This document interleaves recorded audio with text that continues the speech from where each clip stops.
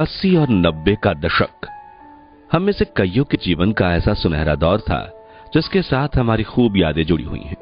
ये वो दौर था जब लोगों के घर कच्चे होते थे लेकिन रिश्ते पक्के होते थे। जेब भले ही खाली हो लेकिन दिल बड़े होते थे। हर किसी के पास मोबाइल फोन तो नहीं थे लेकिन दूरियां होने के बावजूद रिश्ते गहरे और सच्चे थे। लोग ज्यादा पढ़े लिखे तो नहीं थे लेकिन संस्कारी थे। सुविधाएं कम लेकिन सुकून ज्यादा था।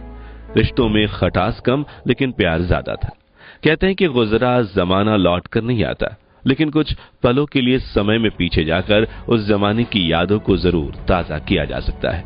और आज के इस खास वीडियो में हम आपको ले चलेंगे समय में 40 साल पीछे और दिखाएंगे 80 और 90 के दशक का वो सुनहरा दौर जो आपकी बचपन की खुशनुमा यादों को ताजा कर देगा, आंखों में खुशी के आंसू ला देगा और चेहरे पर एक बड़ी सी मुस्कान। तो चलिए चलते हैं इस सुहाने सफर पर। मित्रों, यह वो दौर था जब 3 पहिया साइकिल शहरी लोगों की शाही सवारी हुआ करती थी। छोटी सी सड़कों पर लोग बैलगाड़ी, 3 पहिया साइकिल और हिंदुस्तान अम्बेसडर और पद्मिनी जैसी खूबसूरत गाड़ियों से दूरी तय किया करते थे। बाल कटवाने के लिए महंगे सैलून नहीं बल्कि नुक्कड़ वाले नाई की दुकान पर जाते थे जो दाढ़ी बनाने के साथ फ्री मसाज भी कर देते थे।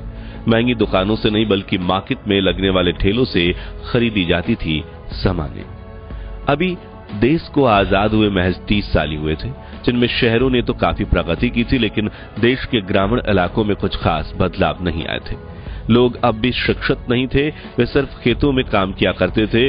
घर घर में पानी के नल नहीं होते थे बल्कि लोग कुएं से 1-2 बाल्टी पानी निकालकर उसी से गुजारा करते थे। अब वो पुराने त्योहार नहीं आते, अब सिर्फ सोशल मीडिया पर होती है दोस्ती, मेंशन, चुराए बैठे यार नजर नहीं आते। 80 के दशक में घर में साइकिल होना बड़ी बात होती थी।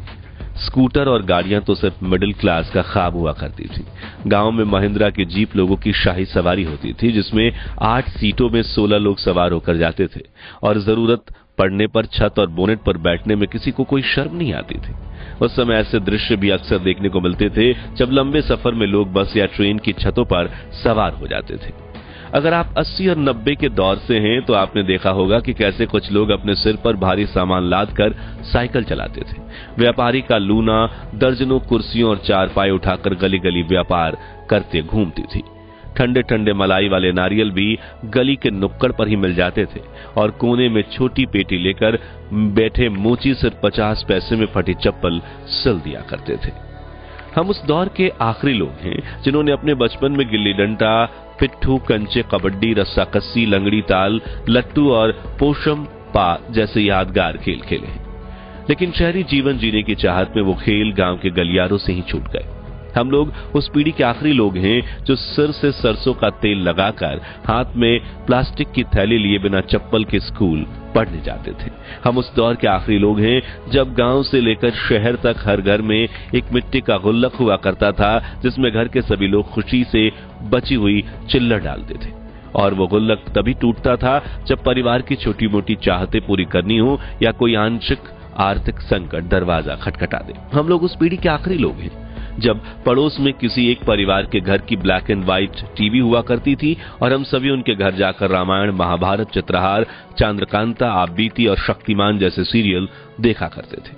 हम उस दौर के आखिरी लोग हैं जिन्होंने बड़े से कैसेट प्लेयर में घंटों तक पुराने गाने सुने हैं, कोयले से चलने वाली भारी भरकम स्त्री के कपड़े प्रेस किए हैं, पुराने थिएटर में सीटियां बजाकर बजाकर अमिताभ बच्चन की शोले, अग्निपथ, आज का अर्जुन, मर्द, डॉन और कूली जैसी फिल्में देखी हैं। मित्रों, आजकल तो मोबाइल फोन से ही रिचार्ज हो जाता है, लेकिन एक वक्त था जब हम मार्केट से ऐसे रिचार्ज कूपन खरीदते थे जिन्हें स्क्रैच करने के बाद एक सीक्रेट नंबर दिखता था जिसे हम मोबाइल में डालकर रिचार्ज करते थे। हालांकि उस वक्त हम कॉल पर सिर्फ काम की बात करते थे क्योंकि तब 10 रुपए के कूपन में सिर्फ 7 रुपए ही बैलेंस मिलता था, जिसमें से सिर्फ 5-6 मिनट ही बात हो पाती थी। 90 के दशक के मोबाइल फोन भी टीवी रिमोट जैसे दिखते थे जिसमें black and white screen, touch pad और कुछ बड़ा स्क्रीन एंटीना भी होता था। वहीं टीवी में तो रिमोट की जरूरत नहीं पड़ती थी क्योंकि सारे बटन टीवी पर ही लगे होते थे। याद है वो दिन जब शादियों में महंगे हॉल बुक नहीं होते थे बल्कि घर के पास ही मंडप लगता था जहां बड़े बड़े पतीले में खाना बनता था और हम सभी जमीन पर बैठकर पत्तल में खाना खाते थे। जी हाँ, वही पत्तल जिन पर खाना परोसकर हाथों से खाने में जो स्वाद आता है उसे याद कर आज भी मुंह में पानी आ जाता है। सरकारी स्कूलों में भी इन पत्तलों पर गर्मा गर्म पूरी सब्जी और दाल चावल परोसे जाते थे। यही वो तालाब है जहां हमारी माँ कपड़े और बर्तन धोया करती थी, सिर पर 4 बर्तनों के वजन उठाकर मीलों दूर पानी भरने जाया करती थी। यही वो चूल्हा है जहां आग जलाने के लिए फूंक मारते वक्त दादी को खांसी हो जाती थी, लेकिन वो कभी शिकायत नहीं करती थी। ये वही चक्की है जिसमें गेहूं, चावल और मिर्च जैसी चीजें पीसने में हमारी दादी नानी को घंटों का समय लगता था। उस दौर में बच्चे फटे हुए गुब्बारे को भी फिर से फुलाकर ऐसे छोटे गुब्बारे बनाए थे। गर्मियों में चलते हुए पंखे के आगे मुंह खोलकर हवा खाने के लिए खड़े हो जाते थे। मौका मिलते ही क्लास में महफिल जमाकर चकली उड़े, कोयल उड़े, गाय उड़े वाला मजेदार खेल खेला करते थे। इस खिलौने से टुक टुक बजाते हुए एंजॉय करते थे। पानी में आग से चलने वाली नाव चलाते थे। गुलेल और छोटे पत्थरों की मदद से पेड़ से आम और जामुन तोड़ा करते थे। प्लास्टिक से बने मोबाइल जैसे डिब्बों से जेली खाते थे और कच्ची इमली वाली कैंडी खाकर स्वाद के चटकारे लगाते थे। करियर के साथ एक्स्ट्रा लोहे का डब्बा लगाते थे तो कुछ की साइकिल में आगे की तरफ बड़ा सा बास्केट लगा होता था। दूध वाले भैया तो साइकिल के चारों ओर 5 से 6 बड़े बर्तनों में 100 लीटर से भी ज्यादा दूध लेकर घूमते थे। वहीं सिलेंडर वाले भैया भी कुछ कम नहीं थे। पतले पहियों वाली साइकिल पर 3 सिलेंडर आसानी से उठा लेते थे। खेत से निकली फसल से लेकर धान के सामान तक उन साइकिलों पर हर वो चीज उठाई जाती थी जिसकी हमें जरूरत होती थी।